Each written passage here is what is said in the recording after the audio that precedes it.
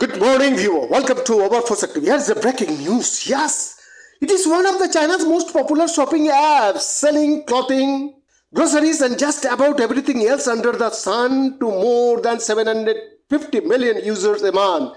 But according to cybersecurity researchers, it can also bypass users' cell phone security to monitor activities on other apps, check notification, read private messages, and change settings. Installed, it's tough to remove. While many apps collect vast troves of user data, sometimes without explicit consent, experts say e-commerce giant Pinduoduo has taken violation of privacy and data security to next level.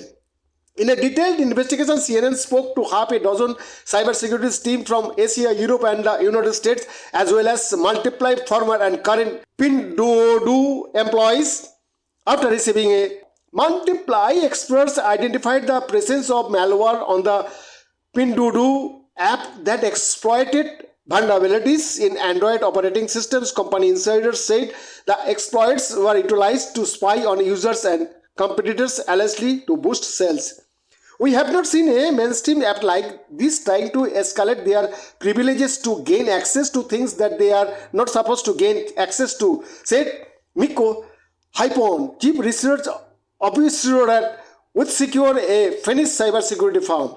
This is highly unusual and it is pretty. Short for malicious software refers to any software developed to steal data or interfere with computer systems and mobile devices. Evidence of sophisticated malware in the Pinduoduo app comes amid intense security of Chinese developed app like TikTok over concern about data security. Some American lawmakers are pushing for a national ban on the popular short video app, whose CEO So Chiu was grilled by Congress for 5 hours last week about its relation with the Chinese government. The revelations are also likely to draw more attention to Pinduoduo's international sister app, Temu, which is topping US download charts and fast expanding in other Western markets. Both are owned by Nasdaq-listed PDD, a multinational company with roots in China. With Temu has not been implicated, Pinduoduo's alleged actions risks casting a shadow over its sister app's global expansion. There is no evidence that Pinduoduo has handed data to the Chinese government, but as Beijing enjoys significant leverages over businesses under its jurisdiction, there are concerns from US lawmakers that any company operating in China could be forced to cooperate with the broad range of security activities. The findings follow Google's suspension of Pinduoduo from its Play Store in March, citing malware identified in version of the app. Ensuing report from Bloomberg said a Russian cybersecurity firm had also identified potential malware in the app. Pinduoduo has previously rejected the speculation and accusation that Pinduoduo's app is malicious. CNN has contacted PDD multiple times over email and phone for comment, but has not received any response.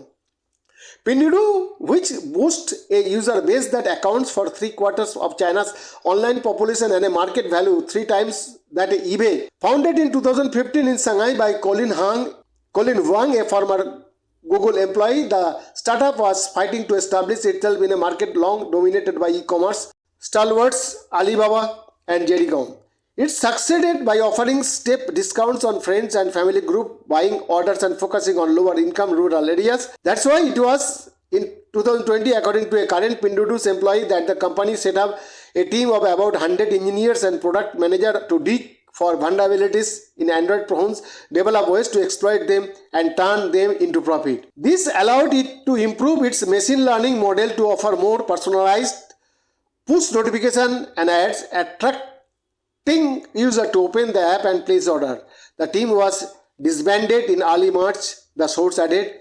After questions about their activities came to light, PDD did not reply to CNN's repeated request for comment on the team. Approached by CNN researchers from Tel Aviv-based cyber firm Checkpoint Research, Delaware-based app security startup Oversecured, and Hypons WithSecure conducted independent analysis on the 6.49.0 version of the app released on Chinese app stores on late February. Google Play is not available in China, and Android users in the country download their apps from local stores in March. When Google suspended Pinduoduo, it said it had found malware in off-play version of the app. The researchers found code designed to achieve privilege escalation, a type of cyber attack that exploits a vulnerable operating system to gain a higher level of access to data than it's supposed to have, according to experts. Our team has reverse engineered that code and we can confirm that it tries to escalate rights, tries to gain access to things normal app would not be able to on Android phones, said Hyponen.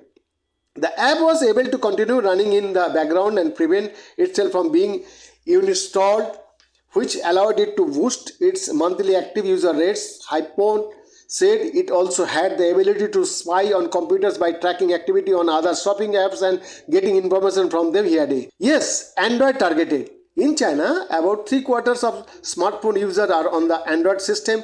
Apple iPhone has 25% market share, according to Daniel Lives to Boost Securities.